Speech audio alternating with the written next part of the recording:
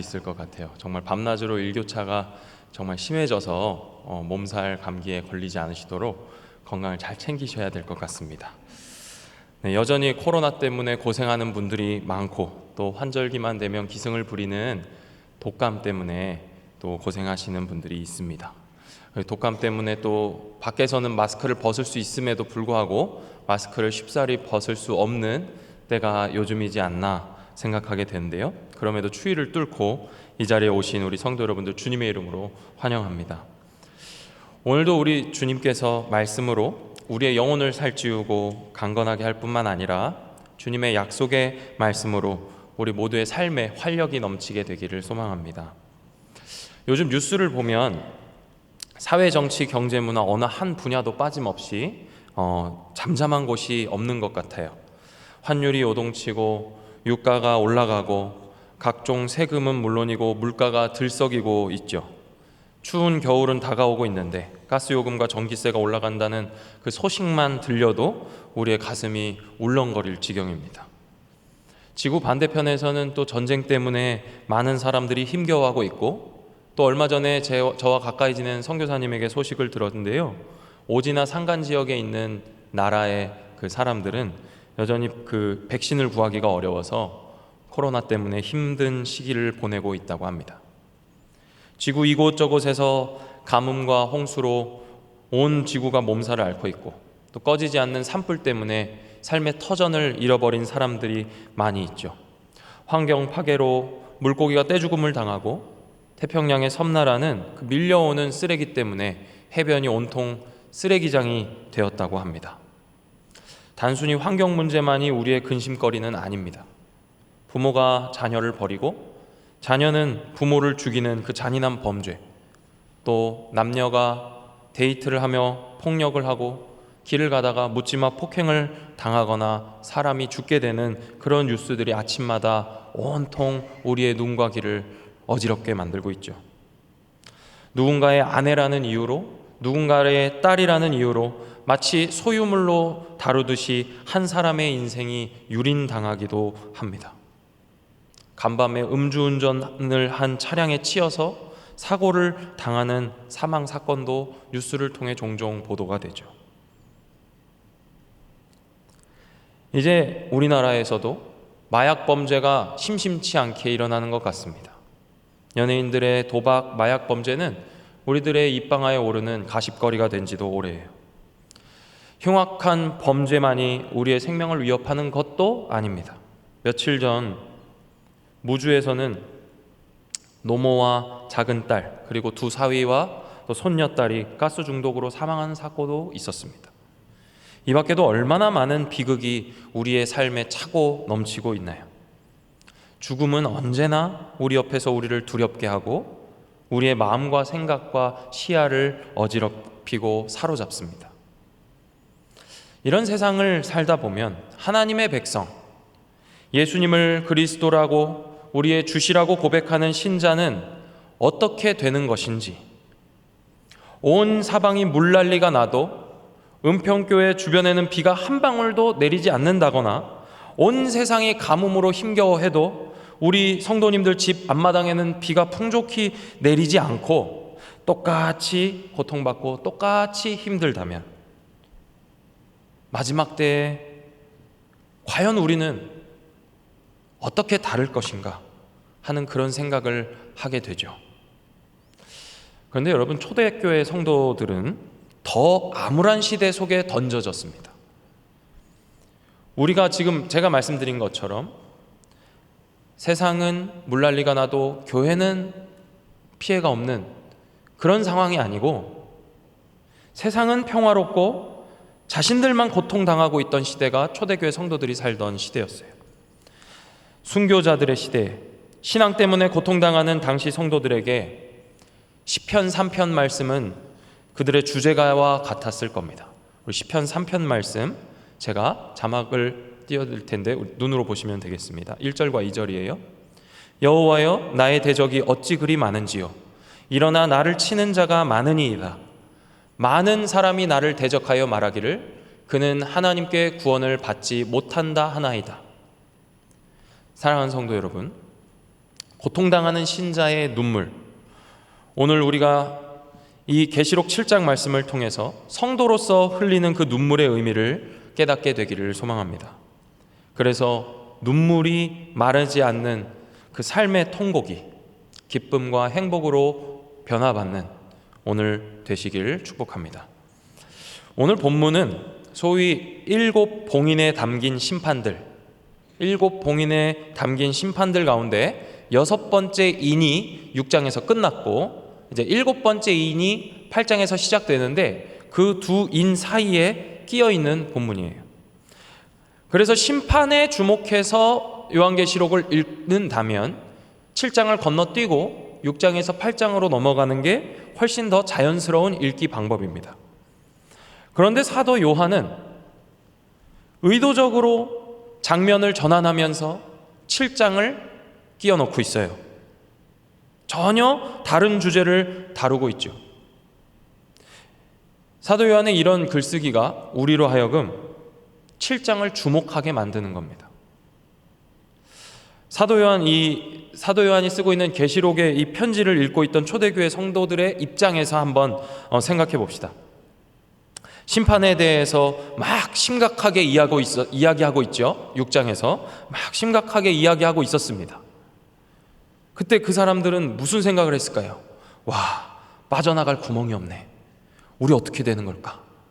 우리도 이 심판 가운데에서 멸망당하는 건 아닐까? 지금 내가 보고 있는 이 현실도 이렇게 막막한데 저 심판 앞에서 과연 우리는 어떻게 될 것인가? 자신들의 처지가 심판을 눈앞에서 보는 것 같은 상황이니 더욱 이런 생각이 들었을 거예요. 그때 요한이 질문을 던지는 거예요.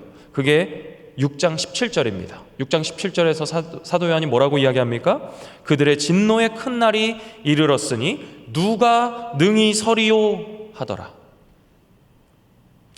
여기 이 그들은 17절 위에 있는 하늘의 임금이신 하나님과 대척점에 있는 땅의 임금들과 왕족들, 그리고 하나님께 대적해서 그 힘을 자랑하는 장군들, 그리고 풀의 꽃과 같이 사라질 것들인데 영원할 것이라고 여기면서 살아가는 부자들과 강한 자들을 가리키는 말이에요.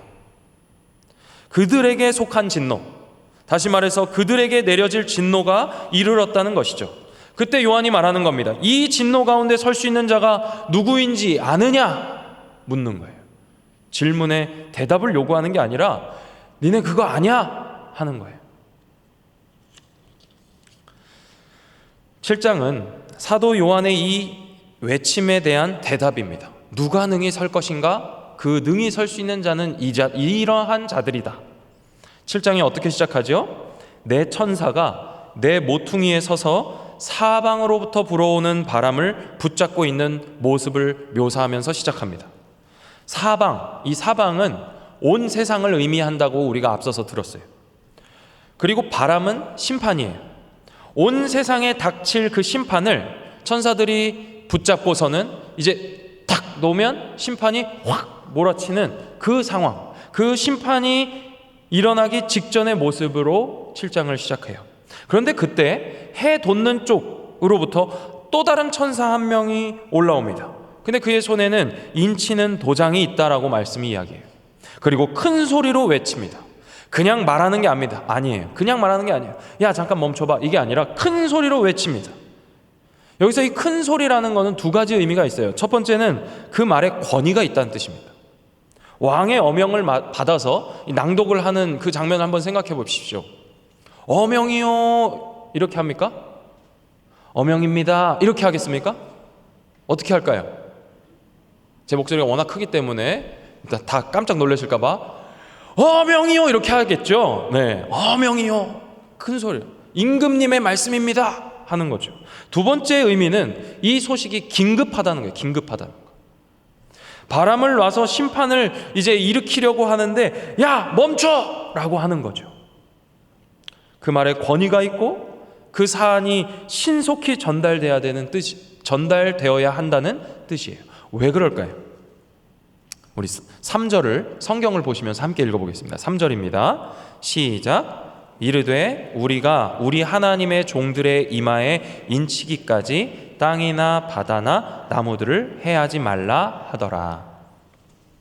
하나님의 종들의 이마에 인을 쳐야 되기 때문에 하나님의 백성들에게 하나님의 소유됨을 표시하기 전에는 온 세상에 불어닥칠 그 진노를 억제하시겠다 하는 말이에요. 이 인을 누가 받는다고 이야기합니까? 하나님의 종들이라고 말해요. 여기 이 종이라는 말은요, 우리 성도님들이 목사님들에게 하나님의 종님, 종 이렇게 얘기하는 그런 종이 아니라 그냥 노예예요, 노예. 옛날에는 그냥 그 노예도 재산의 일부였습니다. 주인들의 그 인이 박혀 있었어요. 그래서 이 노예는 누구의 것이다 라는 소유를 가리키는 인이 박혀 있었습니다. 누구의 종인지 그 표시를 보이는 곳에 하는 거예요. 다양한 방식이 있었습니다. 인두로 지지는 방법도 있었지만 구약을 보면 코걸이나 귀걸이를 하는 방법도 있었어요. 근데 오늘 말씀에 이마에 인을 친다라고 얘기하는 것은요, 이마가 어디 있어요? 발바닥에 있습니까? 이마가 여기 있죠.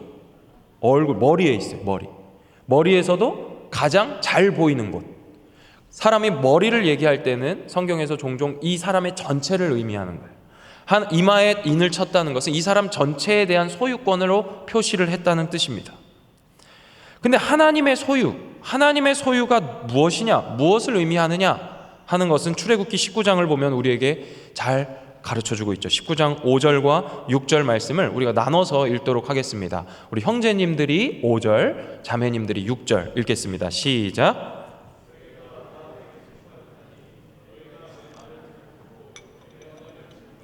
너희는 모든 민족 중에서 내 소유가 되겠고,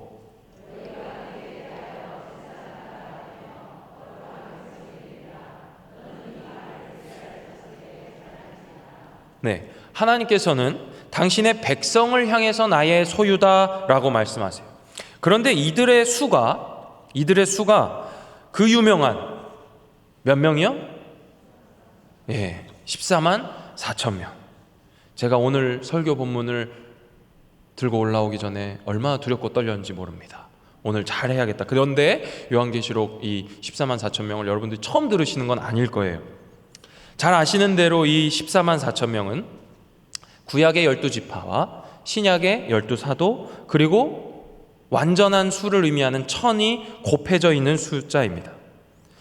구약의 하나님의 백성으로 대표되는 12지파, 그리고 신약의 백성을 대표하는 12사도, 그리고 완전함과 영원함을 의미하는 히브리어 숫자 1000을 곱해서 얻을 수 있는 숫자가 이 14만 4천이에요.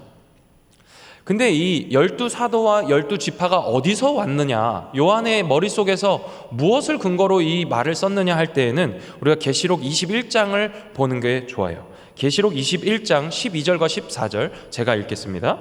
크고 높은 성곽이 있고 12문이 있는데 문에 12천사가 있고 그 문들 위에 이름을 썼으니 이스라엘 자손 12지파의 이름들이라.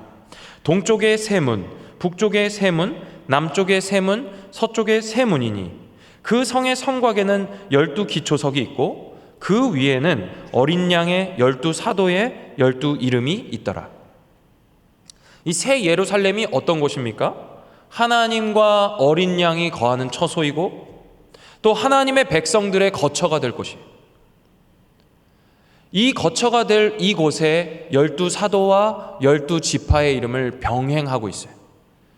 그래서 사도 요한의 머릿속에는 언제나 하나님의 백성 하면 12지파와 12사도로 머릿속에 구성이 되어 있는 거예요. 그런데 이 본문에서 우리가 주목해야 될 거는 이 숫자가 뭘 의미하는지, 진짜 14만 4천 명인지 이것이 아니고 사도 요한이 24만 4천 명을 어떻게 나열하고 있느냐입니다.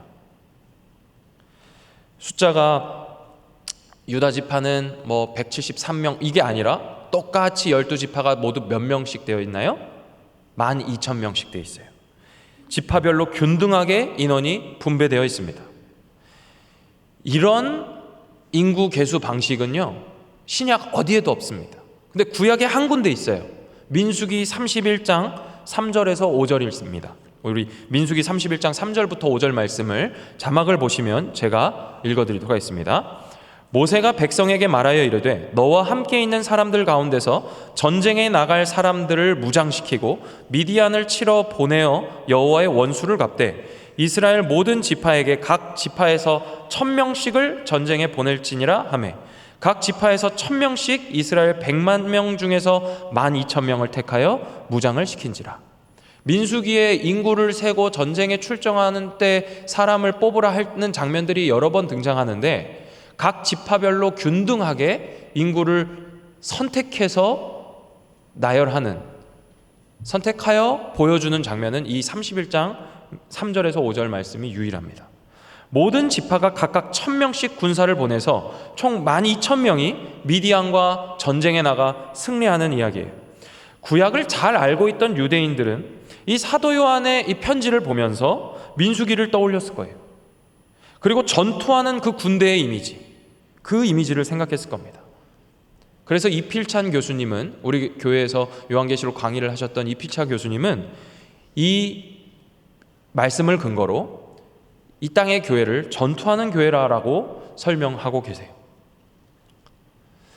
또 우리말 성경에는 잘 드러나지 않는데 이 지파별로 몇 명씩 뽑는다 하는 이 말에 어떤 지파 중에 이 말은요, 선택을 의미하는 어구입니다. 선택을 의미하는. 마치 민수기에서 각 지파별로 1000명씩 선발했던 것처럼 각 지파 중에서 12,000명이라는, 유다 지파에서 12,000명을, 또 어떤 지파에서 12,000명을 하면서 이 12,000명을 이라고 하는 이 표현은 택함을 의미해요. 택함. 하나님께서 그 하나님의 인을 치시기 위한 일방적인 택하심이 있었다라는 것을 의미하는 것이죠. 하나님의 백성들에 대해서 14만 4천 명이라고 말하는 것이 이것이 강조하는 것은 하나님의 전적인 택하심과 그 수의 완전함을 의미합니다. 또 하나님께서는 자신이 구원하시기 원하는 백성이라면 누구도 빠짐없이 구원하실 것이다. 그리고 이 교회는 이 땅에서 전투하는 성도들을 의미한다라고 지금 요한이 말하고 있는 것이죠. 그래서 여러분, 혼란을 겪으실 필요가 없습니다. 어떤 교회에서 또는 어떤 집단에서 이 14만 4천 명을 자신의 집단에 속한 사람들을 가리키기 위한 숫자로 유혹한다면 절대 넘어가실 필요가 없어요. 하나님의 종들의 정체에 대해서 앞선 설명이 지상에 전투하는 교회를 생각하게 했다면 이제 9절부터는 천상에 있는 하나님의 백성들은 무엇을 하고 있는지 우리에게 가르쳐주고 있어요. 9절 말씀을 우리 함께 읽어볼까요? 9절, 7장 9절입니다. 시작. 2일 후에 내가 보니 각 나라와 족속과 백성과 방언에서 아무도 능히 셀 수 없는 큰 무리가 나와 흰 옷을 입고 손에 종려 가지를 들고 보좌 앞과 어린 양 앞에 서서.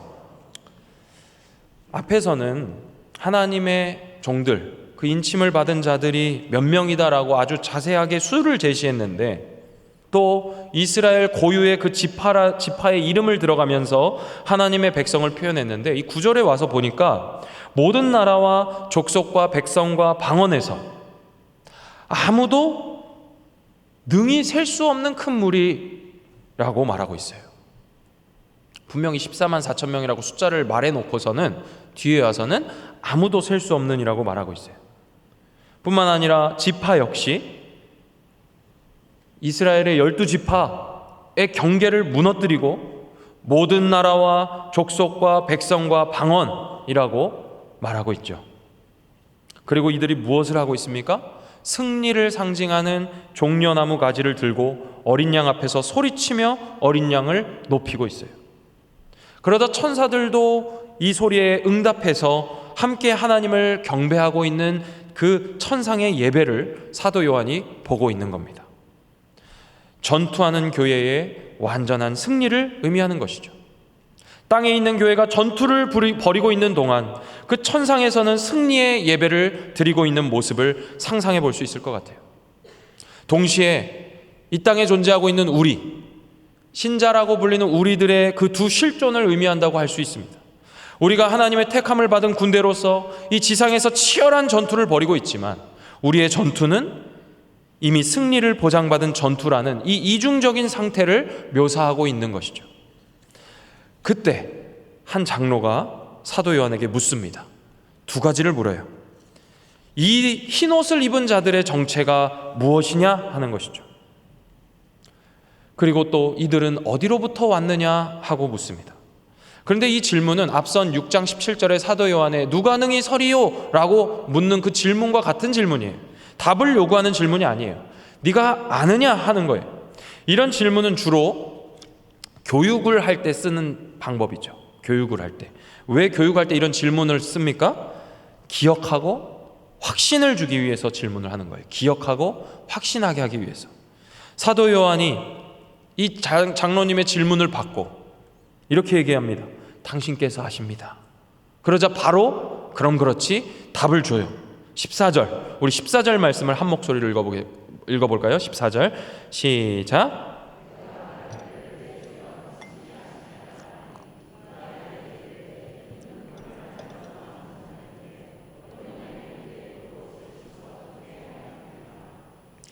이 흰옷을 입은 자들은 어린 양의 피에 옷을 씻은 자들이다 라고 말합니다.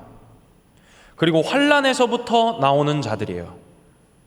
이 어린 양의 피로 옷을 씻었다는 것은 출애굽기에서 제사장들이 제사를 지낸 후에 성막에 들어가기 전에 그의 옷에 피를 뿌리는 그 장면을 연상하게 합니다. 그리고 환난에서 나오는 자들이라는 표현은 이스라엘이 출애굽을 할 때의 그 이미지를 가져오고 있는 거예요. 따라서 지금 이 요한계시록 7장 이 후반부는 애굽을 떠나서 광야에 나와 제사하는 이스라엘 백성의 이미지를 사용해서 천상의 예배자들이 그리스도의 피로 씻어 정결하게 된 자들이라는 것을 우리에게 보여주고 있는 거예요. 이후에 이 14절부터 16절은요 마치 그 출애굽한 이스라엘 백성들의 이야기인 그 출애굽기를 단 3절로 요약하고 있는 것 같습니다. 출애굽기 이야기를 한번 생각해 보십시오. 애굽에서 노예로 살고 있었기 때문에 마음껏 하나님을 예배할 수 없었어요. 그들이 애굽을 빠져나왔습니다. 환난 가운데서 나온 거죠. 그리고 광야에서 주를 예배하는 성막을 짓고 밤에는 불기둥, 낮에는 구름 기둥으로 지키시고 아침에는 만나로, 저녁에는 메추라기로 먹이시고 또 마라의 쓴물을 단물로 바꾸시며 그들을 보호하시고 그들 가운데 계셨어요. 심지어 반석에서는 샘이 터져 나와서 그들을 마시게 했죠. 그리고 하나님께서 그들의 장막에 임재하셨습니다. 그리고 하나님은 뭐라고 얘기하십니까? 내가 너희를 독수리의 날개 아래 품은 것처럼 너희를 데리고 왔다라고 얘기하셨죠. 마치 목자처럼 그들을 광야에서 인도해 오셨어요. 이처럼 흰 옷을 입은 자들, 다시 말해서 하나님의 소유로 인침을 받은 종들이자 능히 셀 수 없는 큰 무리인 이들은 환난 가운데서 빠져나와 밤낮으로 주를 예배하는 모든 세대의 하나님의 백성들을 가리키는 거예요. 그리고 17절에 보면 하나님께서 이 환난 가운데서 빠져나온 이들의 눈에서 모든 눈물을 씻어주실 것이라고 말합니다. 이 14절부터 17절을 헬라어 성경으로 보면요 막 동사의 시제가 과거, 현재, 미래가 막 뒤죽박죽입니다. 지금 천상에서는 이미 이 땅의 환난을 벗어나서 보좌 앞에 나아가서 하나님과 함께 있는 자들이 있죠. 그들을 생각하면 이 일은, 지금 계시록에 있는 이 요한의 이 이야기는 그들에게 있어서는 과거의 일이에요. 이미 일어난 일이에요. 그런데 우리들 가운데서 믿는 자들 중에 우리는 살아있는데 먼저 숨을 거두어 하나님의 부르심을 받아 가신 분들이 있습니다. 그분들에게는 이 말씀이 현재의 일이에요. 그리고 아직 개인적 종말을 맞이하지 않아서 주님의 부르심을 기다리고 있는 우리들에게는 일어날 미래의 일이죠.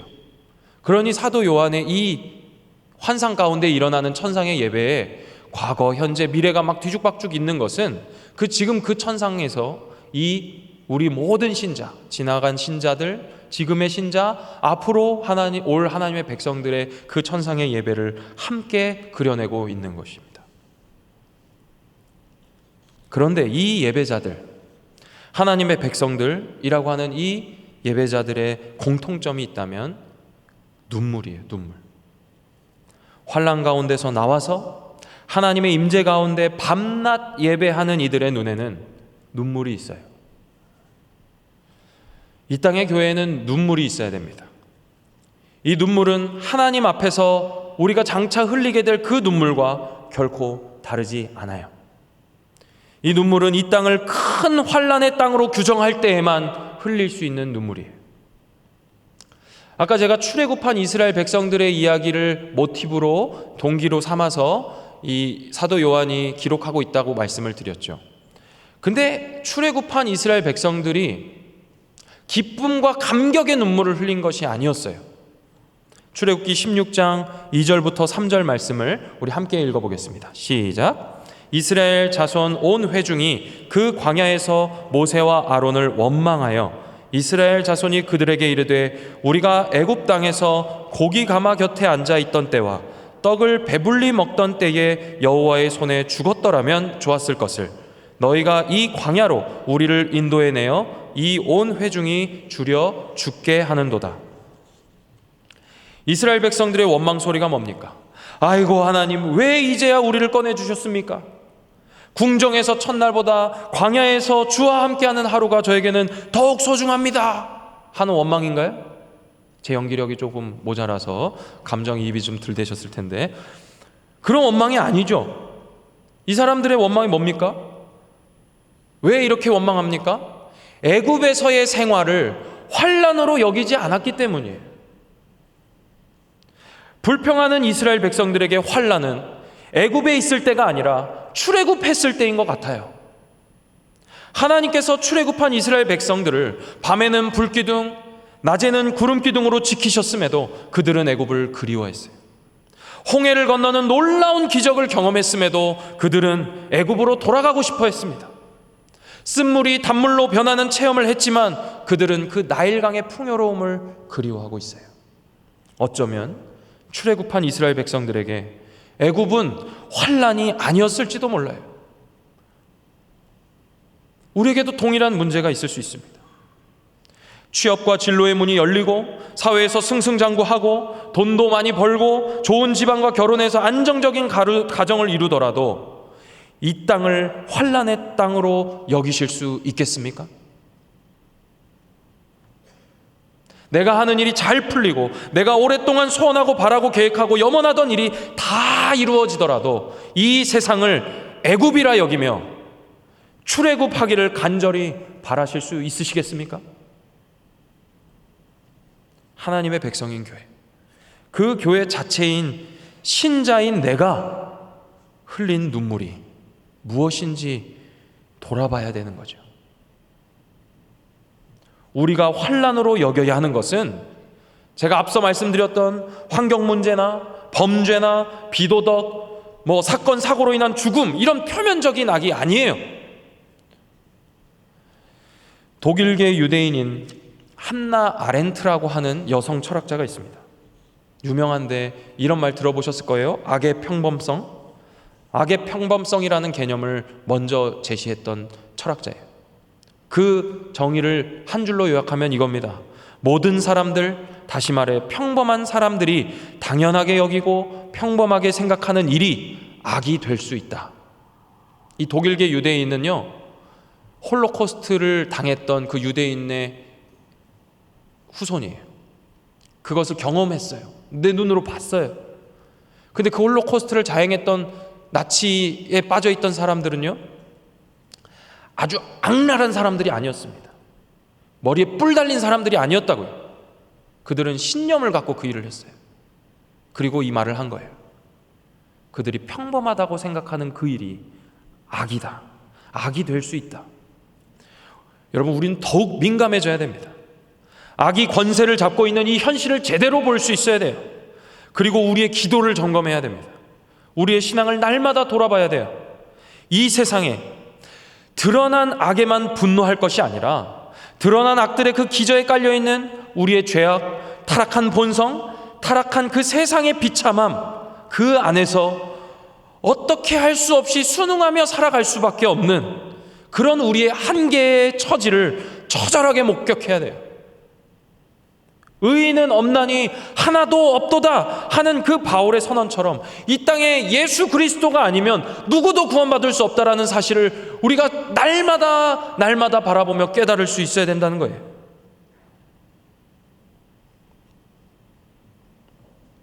그래서 독버섯처럼 퍼져나가고 전염병이나 산불처럼 순식간에 모든 것을 집어삼켜버리는 그 죄의 확장성에 우리가 비느와스와 같은 심정으로 분노해야 되는 거예요. 여전히 주를 알지 못한 채 죽음을 맞이하는 그 영혼들을 보면서 눈물을 흘려야 되는 겁니다. 울어야 돼요. 하나님의 생명이 그 생명의 능력에 바람 앞에 등불처럼 희미해져가는 이 시대를 우리는 한스럽게 여겨야 되는 거예요. 우리 믿음의 선조들은요, 복음의 능력이 사그라드는 것 같을 때 들불처럼 일어나서 복음을 지켰습니다. 기도의 불을 꺼뜨리지 않고 하나님 앞에 참회하면서 나아갔어요. 하나님께서 닦아주실 그 눈물을 흘렸던 거예요. 그들의 기도는 오직 하나였어요. 이 땅의 황무함을 보시라는 간구였습니다. 죄악을 용서해달라는 회개였어요. 수가 늘어나는 부흥이 아니었어요. 죄의 싹슨 사망이라는 그 악의 현실을 목격하고 생명의 회복을 갈망하는 그 진정한 부흥에 대한 부르짖음이었어요. 주께서 고치지 않으시면, 주께서 창조해내시지 않으면 도저히 이루어질 수 없는 그 하나님 나라를 향한 열망이었어요. 이 눈물을 주께서 닦아주시는 겁니다. 어린아이가 사탕을 달라며 떼쓰는 울음이 아니라, 나의 안위 때문에 앙탈을 부리면서 흘리는 눈물이 아니라, 내가 처한 이 현실 앞에서 내가 눈물을 흘리며 나의 몸의 그 필요를 구할 수밖에 없고 나의 육신의 연약함을 놓고 눈물 지을 수밖에 없는 이 안타까운 현실 속에서 그 죄의 비참함을 무섭게 여길 줄 알고 크게 느낄 줄 알고 하나님께로 나아가는 그 눈물이 주께서 닦아주실 눈물입니다. 사랑하는 은평의 성도 여러분, 우리 교회가 이런 눈물이 마르지 않는 교회가 되길 소망합니다.